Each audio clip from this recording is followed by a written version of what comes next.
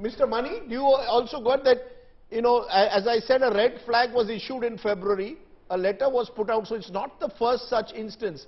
Should that be a cause of worry?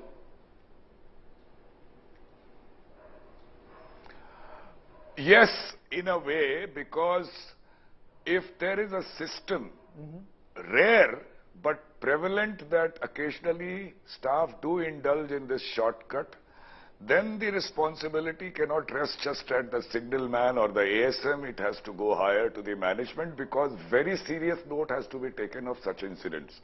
So in this particular area, whether this was something which happened on earlier occasions and was pushed under the carpet, I am not aware. But if that happened, the responsibility has to go much above this ASM and the signalman.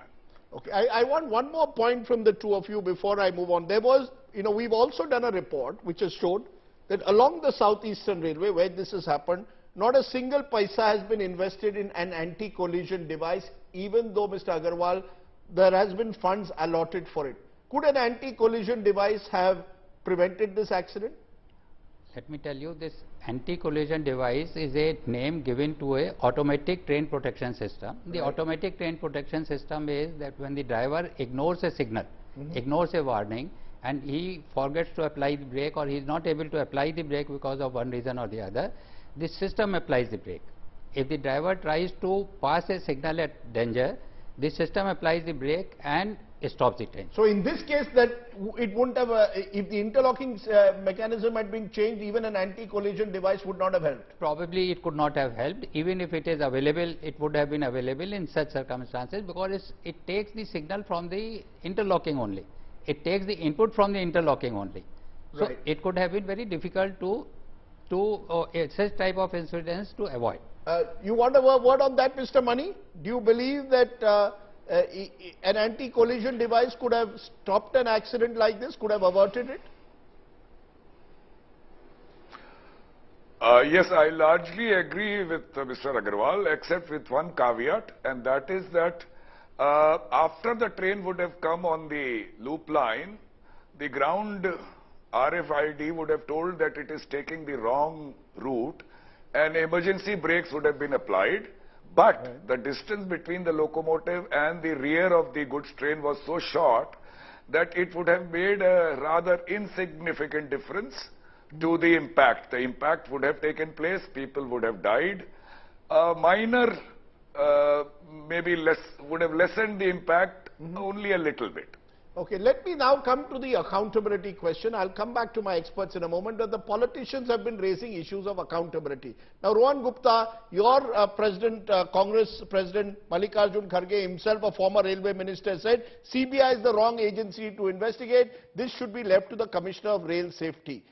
What do you know, is the Congress suggesting that the BJP is jumping the gun? Because the BJP, the minister says, we have identified the persons behind it, thereby indicating that it could be sabotage.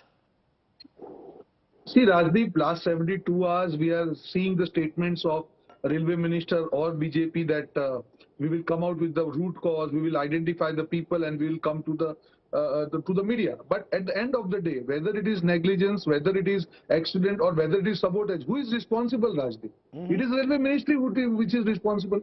It is Railway Minister who is responsible. If you see the statistics, Rajdeep, last 2017 to 21, there have been 11,127 incidents. 7 out of 10 incidents are because of derailment. The track renewal budget has been reduced by 79%. The implementation of the recommendation on railway safety, they are not implemented. 9 February report which you have shown has clearly given them the indication that there is an issue with the signaling equipment. No, but if I put out a graphic, Mr. Gupta, if I put out a graphic that compares train derailments over the years, actually there were many more in the UPA years than the NDA years. The evidence, hard evidence is railway safety has improved. Now that could be technology at work, but the fact is it's improved.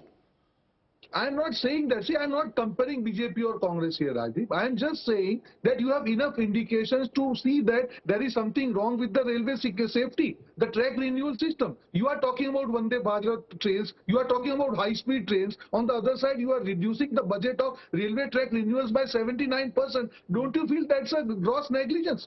My basic question is to Railway Ministry that you cannot use railway only for PR. You have to do your basics regularly. You cannot ignore railway safety. And what I'm talking is the number in front of you, that railway safety budget has been reduced by 79%. So don't you feel that is a responsibility of Railway Minister and he should resign immediately?